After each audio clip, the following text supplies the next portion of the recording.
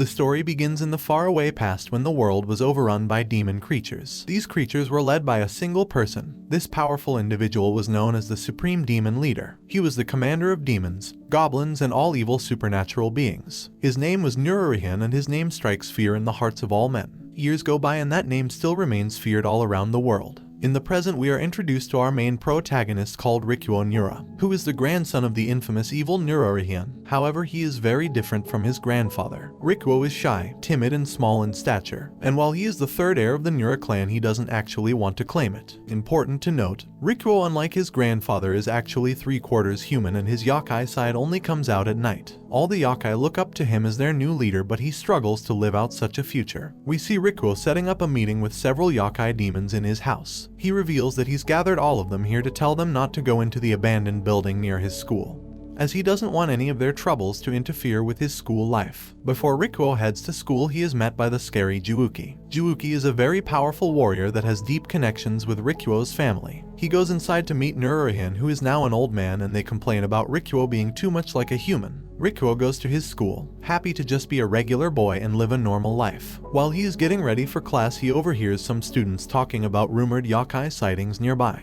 His classmate, called Kiitsugu, invites Rikuo and a few other students to go and examine the old building tonight in search of monsters. Rikuo agrees as he wants to keep his friends from getting hurt. When night arrives, all the students go inside the building and Rikuo desperately tries to keep them safe from the rogue yokai. Eventually, his family yokai come to his aid, making Rikuo feel ashamed for not being strong enough to help his friends. Rikuo has a vision where he speaks to his demon side, and it tells him that he must get stronger or he will fail. Elsewhere in the city, rogue yokai are running away from someone, but they soon get destroyed. We are then introduced to Zen, who is also a yokai and an ally of the Nura clan. He then goes to meet with everyone to talk about Rikuo and his future role as head of the family. Zen has a long history with the Nura clan, as his family was always protected by it, so he vowed to always remain loyal and help whenever he can. Rikuo arrives home from school, where he finds out that Zen has come to visit. Rikuo has memories of Zen as they used to play when he was just a child. Zen has very special yokai powers, in that he has extremely poisonous feathers that he can shoot off like arrows and kill almost anything.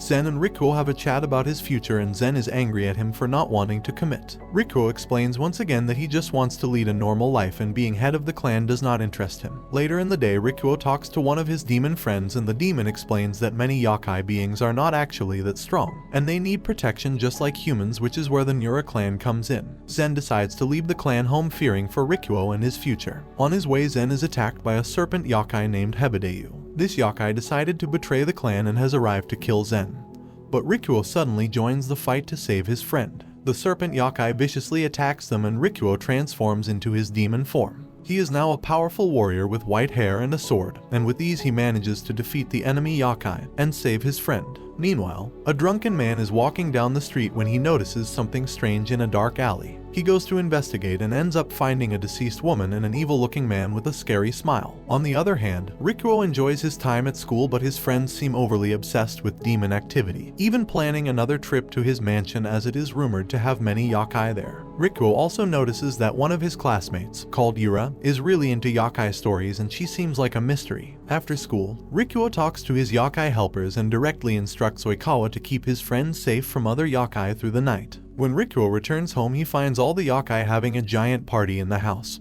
which he is displeased about, to say the least, as he must now stop them and clean up before his friends arrive. He tells all the yokai to behave, and when his friends get there, they are not allowed to harass or play any sort of tricks on them. After a couple hours of Rikuo getting the house cleaned up, his friends arrive. His main mission is to keep them from exploring the house so they don't run into any yokai. Rikuo starts to notice that Yura is acting very strange, and she seems to be aware of the demons. As the night goes on, it is revealed that Yura is actually an onmyoji, which is a group of demon hunters who use spiritual power to combat yokai. After the party, a childhood friend and neighbor of Rikuo, called Kana Linaga, walks home with Yura. Yura explains how she lives alone, but before they can talk more, out of nowhere they are attacked by a group of yokai. These yokai pretend to be humans but reveal their true nature when it's time to strike their victims. The yokai attacking Yura and Kana belong to the Rat Clan. Their leader is a tall and slender man, and his main goal is to destroy the Nura clan and take over. His yokai attack Yura, and in turn she summons a giant wolf creature to fight them. While the leader of the yokai is impressed, he then takes Kana hostage so that Yura has to surrender, and the two girls are kidnapped and caged. Rikuo finds out what happened and goes to try and save them. When he finally arrives, he meets the leader of the Rat Clan sitting on top of his throne and the girls are in cages. He demands that Rikuo writes a letter where he gives up his position as heir to the prestigious Nura Clan. Rikuo will lose everything and the evil yokai will end up taking over. On his way home, Rikuo meets a member of the Yokai cat clan called Ryota Nico. We discover that her clan was brutally attacked by members of the Rat Clan, so Rikuo decides to help her as she is injured and can barely walk. When Rikuo eventually arrives home, he thinks about his next move. He starts to write the letter just like he was ordered. In the meantime, Nico is recovering from her injuries. Rikuo then realizes that if he doesn't do this, his friends will be killed by morning. Soon after, Nico wakes up and prepares her weapons. She tells Rikuo that she is going to fight the Rat Clan on her own if she has to, causing Rikuo's yokai form to come out. He gathers his loyal troops and goes to save his friends. The Rat Clan begin panicking when they realize just how powerful Rikuo is. After the battle, Nura promises that one day she will catch and defeat Rikuo in his demon form. For a long time, Rikuo didn't use his powers at all, but lately he has been using them a lot more, and because of this he has started to feel sick. Rikuo falls ill and must rest to regain his strength while the rest of the yokai take care of him. Rikuo's trusted attendant Tsurara nurses him back to health while some friends from school visit him. Kana seems to have a little crush on Rikuo, so she gets a bit jealous when she sees how close he is to Tsurara. The student council president and leader of the paranormal investigation squad, called Kiitsugu, visits Rikuo and explains that the paranormal patrol has been seen preparing for a trip to Mount Kana to look for yokai, and Yura is going along with them. The trip starts normally enough, but it gets dangerous when they arrive at the mountain. Rikuo discovers the mountain itself is the domain of Juki, who is a high-ranked member of the Nura Clan, and was also the one secretly plotting to kill Rikuo. He was behind everything. Rikuo and his friends explore the mountain and soon reach a space where the girls can relax and the guys can search for ghosts. Rikuo knows that they need to be careful as the spirits here will most likely be very hostile. Rikuo and his friends are also joined by Tsurara, who can be very useful in the field. Kana becomes even more jealous of Tsurara and Rikuo, so she decides to join the group on their ghost hunt too. We then discover that Juki has also ordered his yokai to kill Rikuo and all of his friends. Mezumaru is the one leading Juki's demons, and first they attack Natsumi and Sayori, who are members of the paranormal investigation squad. However, Yura comes to their aid and manages to save them. During the intense battle, the groups get separated and Tsurara is almost put out of her misery.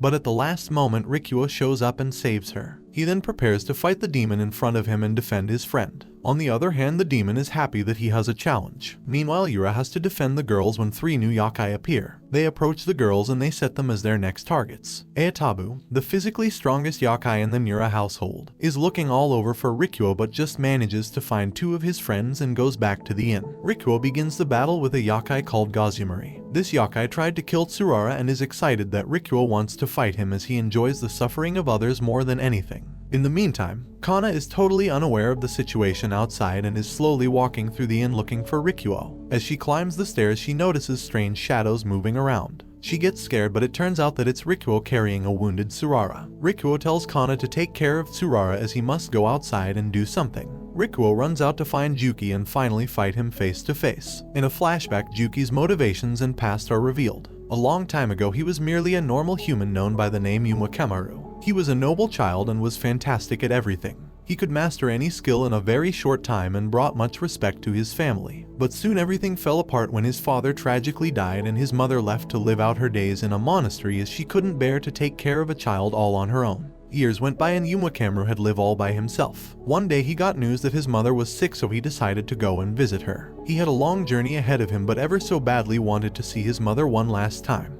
However, on his journey he met a strange person who turned out to actually be a yokai. This yokai was evil and tricked Yumekamaru to go down the wrong path. The path was long and Yumekamaru got lost, but when he finally managed to find his way, it was already too late, as he found out that his mother was already eaten by a yokai called Juki. Yumekamaru lost his mind and in a rage-filled moment he killed Juki. He could no longer control himself and everyone became his enemy. Yumekamaru was so unstable that he continued taking the lives of innocent travelers. As the years went by, his original name was lost and he became known as Juki. After some time he met Nura Clan, who was searching for yokai to join his family. Juki wanted to fight him too, but he was swiftly defeated. Nura Clan then offered Juki something he had not had in years, a family. In the present, Rikuo finally finds Juki and they begin to battle it out. Rikuo is rapid in battle and manages to hold his own against him, and after a great display of action, Rikuo finally manages to defeat Juki.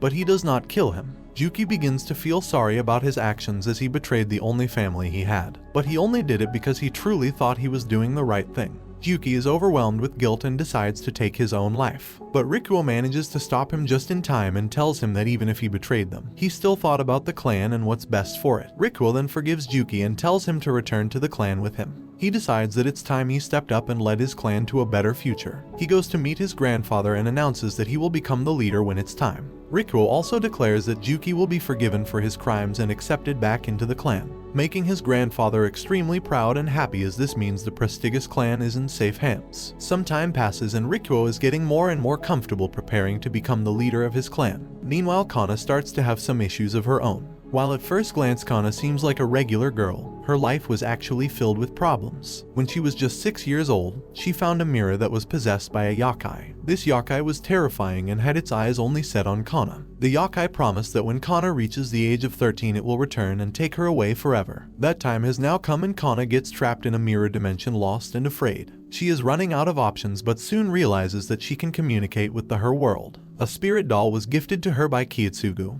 one of her friends and paranormal detectives. Kana figures out that she can contact her friends through the spirit doll. She manages to communicate her situation and begs for their help. Rikuo finally turns into his night yokai form and goes to help Kana, who is almost consumed by the yokai. But Rikuo arrives at the last second and rescues her. Kana is finally free and can go home, but she can't stop thinking about Rikuo's night yokai form. He was so handsome and heroic, which cements Kara's feelings for him. She desperately wants to learn more about Rikuo, so she decides to spark a conversation with him while he is in his normal human form. She questions him about a lot of things like his night form, making him feel awkward. We are then introduced to Hihi, who is a crucial member of the Nura Clan and has been helping them for years. After an incident in the Demon Cat Alley, Hihi decides to go and investigate. However, his investigation is cut short when a mysterious attacker takes his life. When Rikuo receives the news, he is heartbroken as Hihi meant a lot. The elders of the clan decide that there needs to be more bodyguards on Rikuo wherever he goes, which leads to some embarrassing moments in school when Rikuo has to hide his yokai bodyguards. At school, the huge festival arrives and many people are in attendance. Even Nurahan shows up. To all the students and people, he is just an ordinary old man. They have no idea that he is the Supreme Demon Lord. Yura also attends, and while she is happy about her school life, she has been having a crisis of faith. She bumps into Nurahan by accident and the two begin conversing. She is of course totally unaware of his true nature. Yura always thought that demons were evil and must be eradicated, however some things have changed after seeing things that made her think otherwise. Nurahan tells her that demons are evil and she should be careful. Suddenly a gust of wind is felt and Yura realizes that someone is attacking them.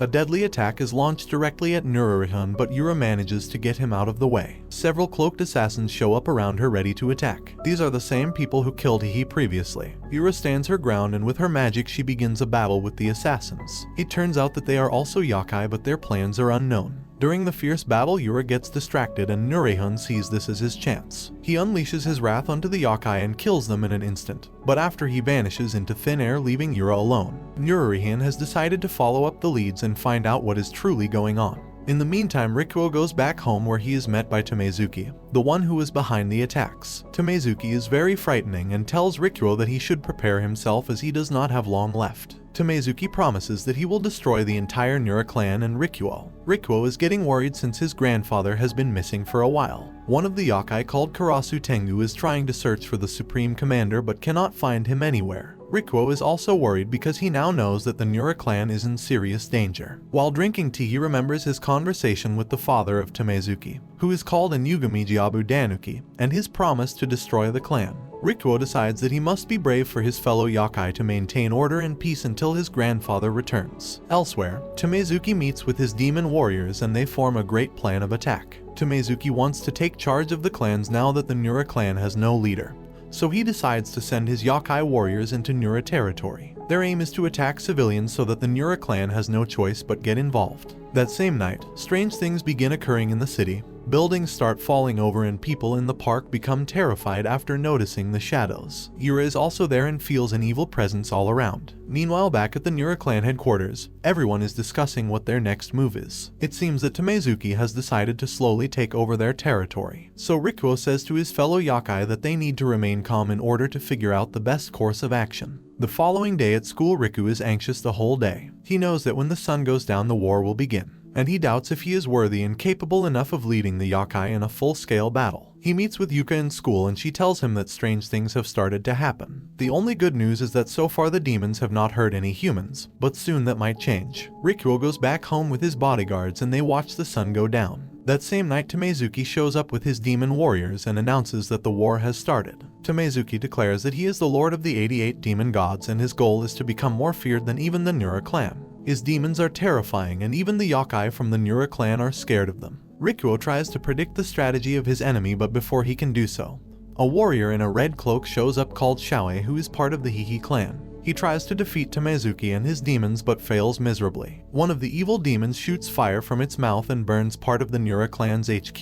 Tamezuki then decides to leave and promises that next time they will not be so kind and will finish the clan for good. Rikuo promises that nothing like this will ever happen again and he tells his yokai that they must protect their home. The following day at school, Yuka and Rikuo talk once again and she tells him that she feels something evil is coming. Rikuo pretends that he has no idea what she is talking about. Meanwhile, the supreme leader and Rikuo's grandfather is far away in the mountains, planning his next move away from all the conflict. Rikuo tries to spend some time with his friends, but his duties take him to witness a yokai duel. He goes into his night demon form and Yura follows him. When she arrives at the scene, Rikuo is already gone. Tamezuki is now preparing his full-scale attack on the Nura clan as he gathers his armies, with the goal of finishing the war as quickly as possible. Tamezuki and his allies keep talking about the rising of the Shikoku demons. Meanwhile, in his yokai form, Rikuo has a discussion about Tamezuki and the Shikoku demons with the elders of the clan. But soon dawn arrives and Rikuo turns back to his human form. He realizes that if Tamezuki wanted to, he could have already launched a massive attack. So he concludes that something else must be going on and maybe they are planning something even worse. Kiyotsugu meets with the paranormal patrol and it is revealed that he has discovered something very interesting in his yokai investigations. In a town called Yukio, the shrines have been getting destroyed for some time now and there is a theory that a yokai is behind it.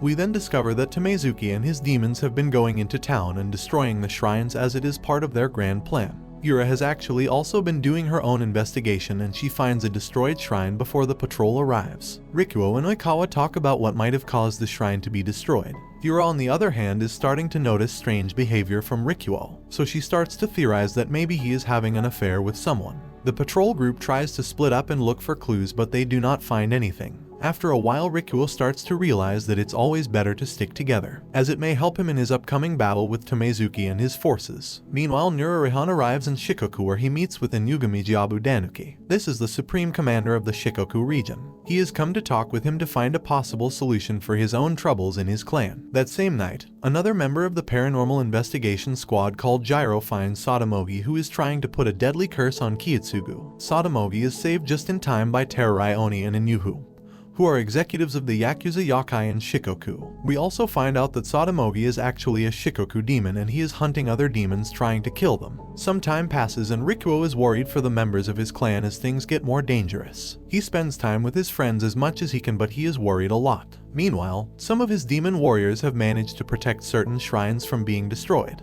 Later in the day, Natsumi goes to pay her respects to a local god called Lord Senba. She has been going to that same shrine since she was a child, so even if there is danger, she has to pray there. While Natsumi is praying, the scary Lord Sadamogi arrives. He grabs her by the hand and tells her that she must pray to him and no one else. Just as he tries to kill Natsumi, one of the demon warriors that works for the Nura clan arrives and stops him. In the battle, Natsumi is gravely injured and ends up in the hospital. Rikuo and his friends go to visit her, but they are worried as she seems to now have a curse on her. Rikuo promises that he will save her, so with the help of his demon warrior, he goes to hunt Sadamogi. Finally, they catch him and Rikuo transforms into his night yokai form. They manage to defeat and kill Sadamogi, which lifts the curse from Natsumi. The news regarding Sadamogi's death gets around and soon all the Shikoku demons find out. They decide that now is the time to kill Rikuo as he is ruining their plans. They all decide that they must unite and attack at the same time, but one of the Shikoku demons is Inugami and he does not work well with others. He is so focused on killing that he does not listen to their orders and goes after Rikuo on his own. Meanwhile, Rikuo's grandfather is still talking to the other supreme leader, telling him all about Tamezuki and his war. Inugami has decided to try to bait Rikuo into coming to him, so he sets a trap for his friends. The Paranormal Patrol Club finds out about another abandoned building where ghosts might be. Rikuo also joins them on their mission, but they have no idea that they are walking into a trap. The kids all arrive in the scary building and start exploring it. Rikuo is still in his human form as it's still daytime. Finally, Rikuo gets separated from his friends and Inugami reveals himself. He tells Rikuo that he will kill him and his friends as humans are not worthy of life. Rikuo's bodyguard Yokai arrives at the scene. Inugami then unleashes his yokai attacks at Rikuo and his bodyguards. In the meantime, Nura is defending Rikuo's friends from other yokai attackers. During the battle, Inugami decides to reveal his true form, which is much more scary and deadly. The bodyguards that are helping Rikuo try to fight back against Inugami, but they are no match. Inugami is now too strong for them and he badly injures them. Finally, he is faced with Rikuo and is ready to kill him. At that moment, the sun sets and the nighttime arrives. Rikuo now transforms into his night yokai form and is really powerful. Inugami is surprised, but he keeps on attacking. Now his attacks are not doing any damage. Rikuo in his demon form is far too powerful for Inugami. Just as Rikuo is about to kill Inugami, Tanuki appears and saves her demon friend. They both escape and Rikuo realizes that a lot of his friends are hurt. Tomezuki has now entered into the final phase of his plan.